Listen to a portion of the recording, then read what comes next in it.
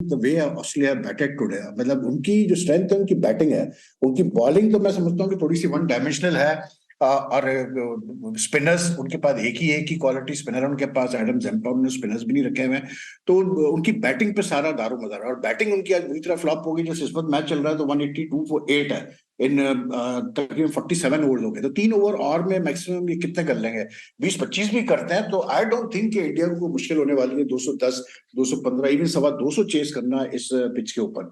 और एक और जो सरप्राइजिंग चीज मुझे लगी वो ये लगी कि मतलब टॉस जीत के आप क्यों पहले बैटिंग कर रहे हैं, जबकि इस वर्ल्ड कप में ये चीज वाजे हो चुकी है कि सेकंड बैटिंग करना कतरे आसान होता है। और फिर नोइंग कि इंडिया के जो स्ट्रेंथ है उनकी स्पिनर्स है, 3 स्पिनर्स इंडिया खिला रहा है, उसके बाद भी आप मतलब पहले बैटिंग कर रहे हैं। मेरे हिसाब से ऑस्ट्रेलिया को चेस करना चाहिए था यहाँ पर, क्योंकि जो मतलब हम देख रहे हैं हालात, थोड़ा सा पिच ईज आउट हो जाती है अंडर लाइट्स, और थोड़ा सा कैसे कहते हैं आपका ये ड्यू फैक्टर की वजह से बॉलर को हल्की फुल्की प्रॉब्लम आती है। तो I was a bit surprise that Australia's entire strategy today कि वो किस तरह से उन्होंने जो है अप्रोच किया इस मैच को। But so far India have done really well, India ने पूरा ग्रिप किया हुआ है मैच को इस वक्त। और मुझे तो मतलब ऑस्ट्रेलिया देखते हैं कितना मैक्सिमम रन खींच पाती है, दैट विल बी इंपॉर्टेंट। अच्छा वहीद भाई, जो बैलेंस है इंडियन बॉलिंग में, क्योंकि हम बैटिंग की तो कल बात कर रहे थे कि अगर शुभमन गिल अवेलेबल नहीं है तो उनके पास ऑलरेडी तमाम प्लेयर्स ही वो ओपन कर सकते हैं। शेरिया सैयर हैं, ईशान किशन है, केएल राहुल ओपन कर चुके हैं। आज जो बॉलिंग इनकी बैलेंस है, हार्दिक पांड्या, उसके बाद जसप्रीत बुमराह, मोहम्मद सिराज, यानी 3 फास्ट बॉलर्स, 3 स्पिनर्स।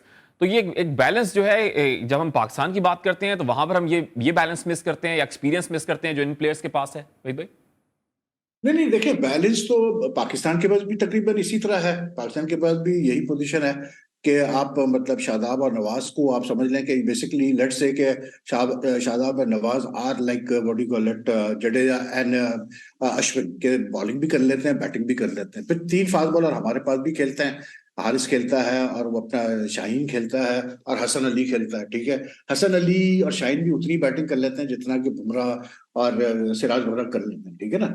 जो जो डिफरेंस मुझे जो लग रहा है, जो आ रहा है, वो ये आ रहा है कि क्योंकि Jadeja is a very high quality allrounder, और क्योंकि हार्दिक पांड्या उनके पास जो कि खुद एक बड़ा अच्छा ऑलराउंडर है और बॉलर भी बहुत, बॉलिंग भी अब रेगुलर कर रहा है, उसकी वजह से इंडिया को एडवांटेज ये हो रहा है कि India can play a third spinner like they played Kuldeep Yadav today. और Kuldeep Yadav is the difference between these two teams. अगर मैं देखूं वैसे तो आप कहें कि जी इंडिया ज्यादा एक्सपीरियंस है अपनी जगह, लेकिन जो सिलेक्शन की अगर हम बैलेंस की बात करते हैं तो कुलदीप यादव की वजह से बहुत फर्क पड़ जाता है, और वही आज एडवांटेज हुआ है इंडिया को। देखें आज कुलदीप ने सबसे इंपॉर्टेंट ब्रेक थ्रू प्रोवाइड किया, वो था डेविड वार्नर का, क्योंकि Warner has been in form, उसने रन्स कर रहा है, वो वहां मैचेस में उसने रन्स किए, तो उसका जो कॉट एंड बोल्ड लिया है कुलदीप यादव ने 41 पे जिसको आउट किया है, उससे बहुत बड़ा सेटबैक हुआ कैसे बोलते हैं ऑस्ट्रेलिया को। लेकिन बात वो ये तला कि ये जो चेन्नई की पिच है इसके ऊपर तो हिस्टोरिकली कहते यही है कि जी यहाँ पर स्पिनर्स को थोड़ी हेल्प मिलती है। तो इवन पाकिस्तान ने कोशिश की थी, क्योंकि पाकिस्तान के यहाँ 2 matches against Afghanistan and south Africa, तो पाकिस्तान ने कोशिश भी की थी कि जो अफगानिस्तान वाला मैच है वो यहाँ से शिफ्ट हो जाए और बेंगलुरु चले जाए और ऑस्ट्रेलिया मैच यहाँ पर आ जाए, लेकिन ऐसा हुआ नहीं। उसकी वजह यही थी कि पाकिस्तान टीम मैनेजमेंट थोड़ा सा उनके जहन में ये है कि इस पिच पे अफगानिस्तान के स्पिनर्स को खेलना इतना आसान नहीं होगा।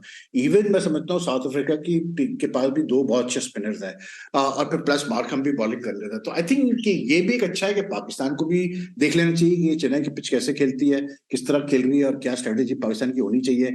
और बात at the end of the day तलक बात यही आती है, देखें आप you play your best team, मतलब यही होता है, लेकिन इट्स ऑल अबाउट परफॉर्मेंस कि आप जिस लड़कों को खिला रहे हैं वो परफॉर्म कर रहे हैं नहीं कर रहे हैं। आज बुमराह ने और सिराज ने टोन सेट कर दिया इंडिया के लिए। जब बुमराह ने खास करके जिस तरह से बॉलिंग की, अपने शुरू का उसने जो 4 ओवर का स्पेल किया है, वो इतना मतलब इफेक्टिव था और इतना वो कंसिस्टेंट और डिसिप्लिन था अपनी लाइन में कि उसने इवन वार्नर जैसे बंदे को उसने मौका नहीं दिया कि वार्नर खुल के खेल सके। और फिर प्लस फिर वो उसकी मिचेल मार्श की विकेट ले गया। मिचेल मार्श ऐसा बैट्समैन है कि वो बड़ा, अगर वो टिक जाता है तो फिर वो अच्छे रन करने वाला बैट्समैन है।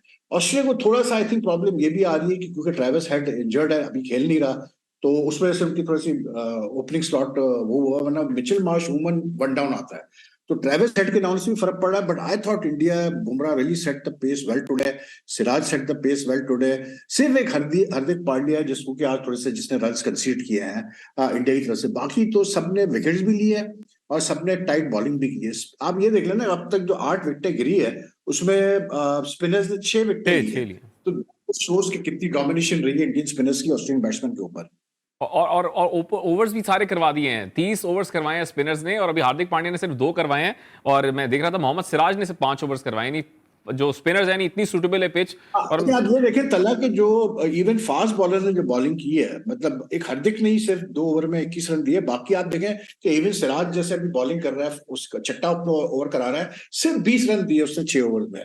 پھر آپ ایون بمراہ دیکھیں 10 اوور میں سے صرف 35 رن دیے اور 2 وکٹیں بھی وہ لے گیا. تو جیسے میں کہہ رہا ہوں نا کہ آپ اپنی بیسٹ ٹیم کھلاتے ہیں, جیسے انگلینڈ اور نیوزی لینڈ کا میچ ہوا, انگلینڈ نے اپنی بیسٹ ٹیم کھلائی, لیکن انفارچونیٹلی اس دن ان کے بیسٹ پلیئرز پرفارم نہیں کر پائے, ان کے بیٹسمین بھی پرفارم نہیں کر پائے, ان کے بالر بھی نہیں پرفارم کر پائے. تو at the end of the day it's all about how your players perform on a particular day, how they respond to challenge to under pressure. اور جو ہم پاکستان ٹیم کی ہم بات کرتے ہیں کہ پاکستان ٹیم کے کیا چانسز ہے, پاکستان ٹیم کیوں نہیں آگے آ رہی, اس کی وجہ یہی ہے کہ ہم نے صرف یہ دیکھنا ہے, میں پھر بار بار یہ چیز ریپیٹ کرتا ہوں کہ پلیئر تو ہے آپ کے پاس, لیکن پرفارم تو کرے اس دن. وہ اگر پرفارم نہیں کریں گے تو بڑے سے بڑے پلیئر کو آپ کھلا دیں, اس سے کوئی فرق نہیں پڑنے والا.